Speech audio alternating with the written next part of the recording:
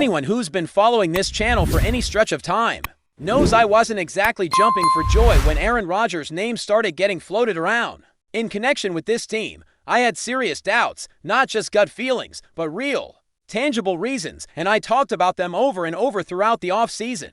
Now that we're into training camp and getting a closer look at what's going on, I think it's time to revisit those concerns, but with updated context. And since I've always been a sucker for alliteration, let's stick with how I framed it from the start: priority, personality, and performance. Starting with the first, priority. You gotta ask yourself, why would joining this team at this point in his career be a priority for Aaron Rodgers? This is a guy who already won a Super Bowl early on in Green Bay, collected for league MVPs, hosted Jeopardy, became a full-blown pop culture icon, dabbled in all sorts of off-field ventures, and really had nothing left to prove. So what exactly was left for him in football? And more importantly, why would this team be the right stage for his supposed final act? You can't read a man's mind, but you can watch how he acts. You can listen to the way he speaks, the tone he uses, how he carries himself. And from being around Rodgers here in La Trobe, from seeing the little moments, I'll be honest, I've seen something I didn't expect: genuine investment. Not just the going through the motions kind of effort either. I mean the kind where he clearly cares about more than just how he performs. He looks like a guy who wants to be a part of something bigger, something meaningful. That moment that really hit me, it wasn't some incredible throw. It wasn't a press conference quote. It was a simple handoff in practice that didn't go right. Nobody even knew exactly what went wrong, but Rodgers snapped that chin strap off with real frustration.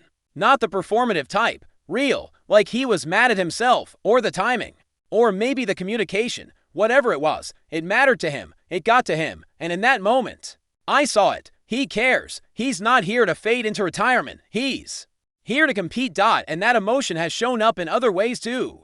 He's had interactions with teammates, with young guys, veterans, doesn't matter. He's had words with Brick Jones. He's had moments with Pat Freiermuth. Sometimes it looks like teaching. Other times it feels like holding someone accountable. But that's a good thing. That's the kind of fire you want to see from your leader. And the fact that it's coming from a guy with nothing left to prove, that says a lot. Now, the second P, personality. Rodgers isn't exactly your run-of-the-mill quarterback. He's complex. He's got opinions. He's got layers. So the question heading into all this was, how would his vibe mesh with this locker room? I wasn't talking about Green Bay versus Pittsburgh, small town versus mid-sized city.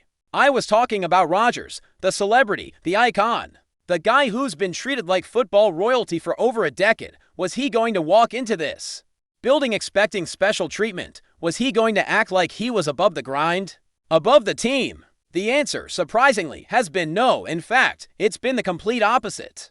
Rodgers came in and instantly made connections. He's rooming with DK Metcalf during camp, and the two have formed a hilarious and unexpected bond. They've been joking about sharing the bathroom, making fun of each other in team meetings, even laughing about middle-of-the-night bathroom etiquette. Who flushes, who doesn't, and why? That doesn't sound like someone with their nose in the air. That sounds like a guy who's trying to be one of the guys, and that's not just my take. Teammates are saying the same thing. Ben Skowronek, who's been around other stars before, said it best: you think of Rodgers as this larger-than-life figure, but when he's around the team, he's just a dude. Just another player. That's probably the most encouraging thing I've heard. And it's not just a show for the cameras. It's in the little moments behind the scenes, too. Talking to Mason Rudolph the other day, he told me Rodgers hasn't just been helping out rookie Will Howard. He's been helping him, too, a veteran backup. A guy who's been here, knows the system, knows the city, and Rodgers respects that. He doesn't act like he's above asking questions. He communicates constantly, thoughtfully. Rodgers knows that Mason has insight into the players, the coaches, the environment, and he leans on that. He shares his perspective, but he listens, too. That kind of open dialogue, that kind of respect, that doesn't happen if someone's walking in with a diva mentality. And Rodgers clearly is in single quotes D. So yeah, it's early. Real early, but so far, this is a great start. Which brings us to the third and final P, performance. Let's be clear, pads aren't even on yet. So everything we've seen is through the lens of shorts and helmets, light drills, route running. No real contact, but even within those limitations, There's something to be said for what we've seen, and I've seen enough to tell you. That Rodgers arm is still very real. Forget the age, forget the mileage, the arm talent is there. The velocity, the placement, the angles, he still throws with that unmistakable whip.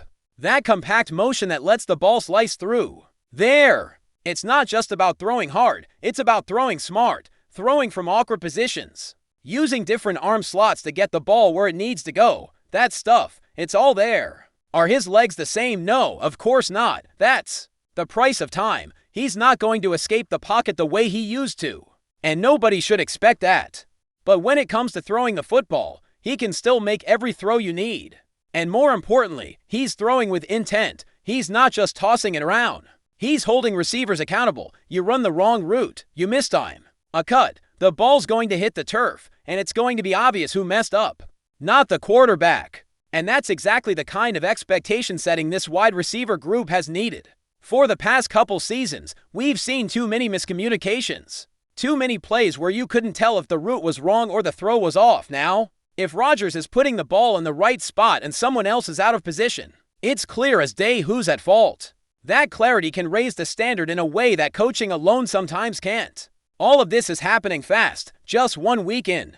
Plus whatever carryover you get from minicamp, but already, you can see the potential for a culture shift on offense.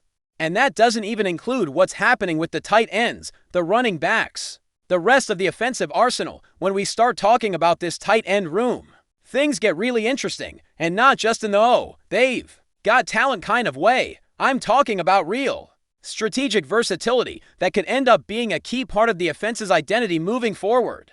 Because what we're seeing out of camp so far, even before the pads go on, even with injuries limiting some players, is a glimpse into what this team might become, and it's got a lot to do with how they use these tight ends. Let's start with Jonnu Smith now. We know what kind of player Jonnu is. He's a proven pass catcher, an experienced blocker, a guy who's played in big games and knows what it means to be a professional in this league. And even though he hasn't been fully unleashed yet in camp due to minor injury stuff, his presence already changes things. It's not just about the plays where he gets the ball. It's about the way defenses are going to have to account for him.